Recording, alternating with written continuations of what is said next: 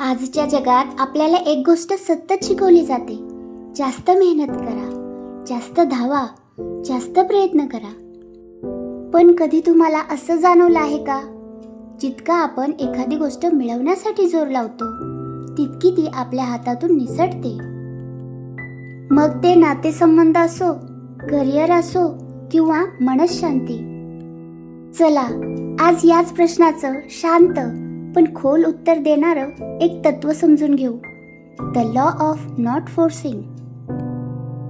हे पुस्तक आपल्याला प्रयत्न सोडायला सांगत नाही, तर जबरदस्ती सोडायला शिकवतं. आता मनात पहिला प्रश्न येतो, जर फोर्सिंग करू नये तर मग यश कसं मिळणार? उत्तर खूप साधं आहे.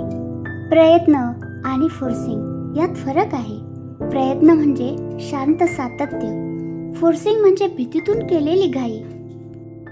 आपल्याला प्रयत्न करायचे आहेत, एखाद्या गोष्टीचा अट्टाहास धरून जबरदस्ती करायची नाही. आपण सहज म्हणतो, प्रयत्न न करता काही मिळतं का हो? तर हो, प्रयत्न आवश्यकच आहे, पण फोर्सिंग आवश्यक नसतं. या पुस्तकात एक साधा पण खोल नियम सांगितला आहे. जीवनात काही गोष्टी प्रयत्नाने मिळतात आणि काही गोष्टी सहजतेने येतात. एक गोष्ट नेहमी लक्षात ठेवा, जेव्हा आपण घाबरून धावतो तेव्हा निर्णय चुकीचे होतात. मग चूक नेमकी कुठे होते? चूक प्रयत्नात नसते, चूक अधीरतेत असते. आपल्याला परिणाम लगेच हवा असतो, म्हणून आपण जीवनाचा वेग वाढवायचा प्रयत्न करतो. पण जीवनाचा स्वतःचा एक वेगळा वेग असतो. झाडाला रोज ओढलं तर ते वाढतं का हो? तर मुळीच नाही, उलट ते तुटतं. आपण फक्त वेळेवर पाणी, खत देत राहावे.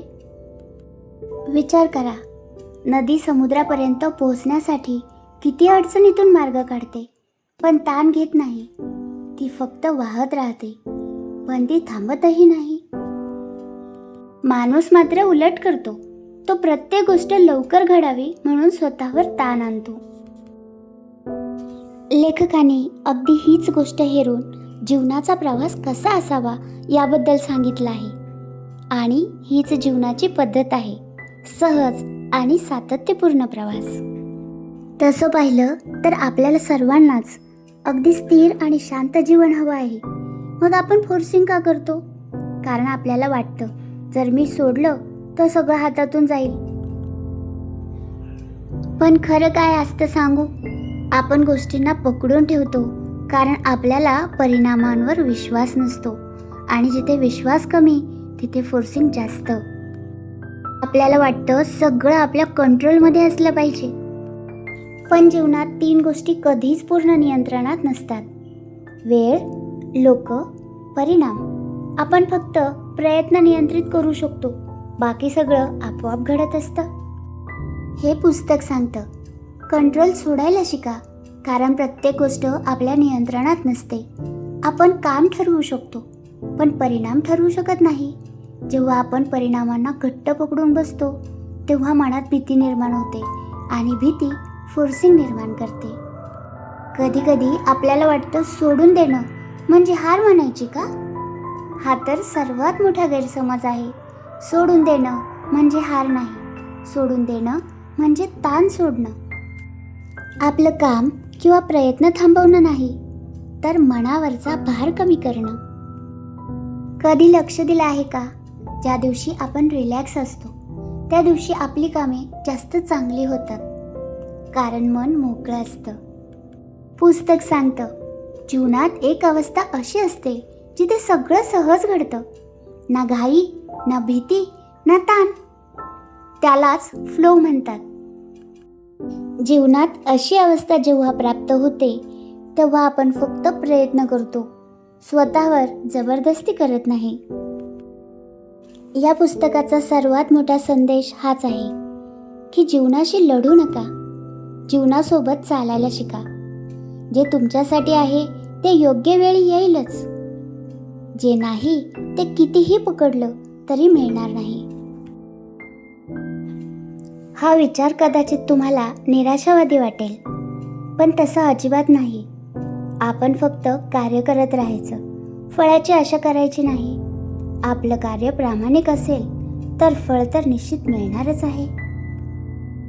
काही गोष्टींचा अनुभव तुम्हीही घेतलाच असेल की जेवढं तुम्ही एखाद्या गोष्टीच्या मागे धावता ती गोष्ट तुमच्यापासून तेवढीच लांब पळते.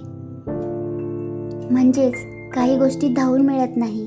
प्रेम, शांती, योग्य संधी त्या तेव्हाच येतात जेव्हा आपण आतून शांत असतो, कारण शांत मनच योग्य गोष्ट ओळखू शकतं.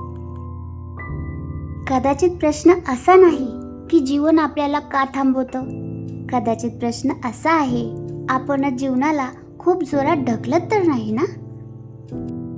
पुढे जाण्यासाठी जबरदस्ती नाही तर थोडं सोडून देणं आवश्यक असतं, कारण जीवनातील काही सुंदर गोष्टी आपण थांबल्यावरच आपल्याजवळ येतात. कधी कधी पुढे जाण्याचा सर्वात सुंदर मार्ग म्हणजे थोडं हळू चालणं, कारण जीवन जिंकायचं नसतं तर ते समजून घ्यायचं असतं आणि आनंदाने जगायचं असतं. चला, आजपासून मनावरचा ताण थोडा कमी करा. प्रामाणिक प्रयत्न करा, पण स्वतःवर अन्याय करून जबरदस्ती करू नका आणि जीवनाचा आनंद घ्यायला मात्र विसरू नका. मनस्पर्शकडून तुमच्या आनंदी आणि तणावमुक्त जीवनासाठी खूप खूप शुभेच्छा. ऐकत रहा मनस्पर्श, जिथे प्रत्येक शब्द नवीन ऊर्जा बनतो. धन्यवाद.